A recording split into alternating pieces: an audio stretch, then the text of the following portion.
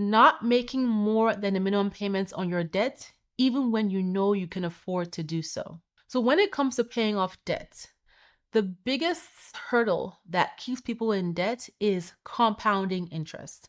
And when you are making minimum payments, your debt is compounding at the maximum amount based on your interest rate.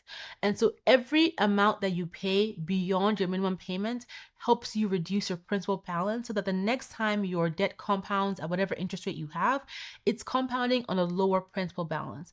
And so if you can afford to make more than the minimum payments on your debt and you're not doing it, you're actually losing hundreds or even thousands of dollars over time in interest payments. And so if you find yourself in this space where you've gotten comfortable making minimum payments, but you know you can do more, here's what I would recommend. Try the snowball or avalanche method. These are both debt repayment methods that are very effective, where you focus on either paying off your smallest balance or your debt that has the highest interest rate. But the key here is that for the top priority debt that you have, your number one most important debt, most expensive debt, most painful debt, or your smallest balance, you're paying as much more than the minimum that you can. If you are trying to get used to paying more than the minimum, a simple way to do it is to round up your payments and then add a bit extra.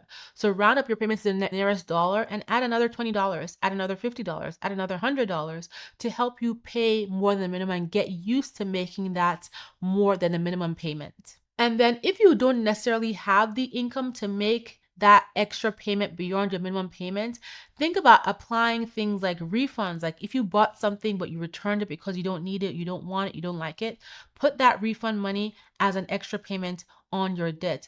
Or you can apply things like raises that you get, tax refunds that you get, and things like that. Get creative to find ways to make extra payments on your debt. You could even start a side hustle, a low-cost side hustle, or declutter things in your home, your kitchen, your closet, your garage that can help you bring in extra money to put towards making more than a minimum payment on your debt.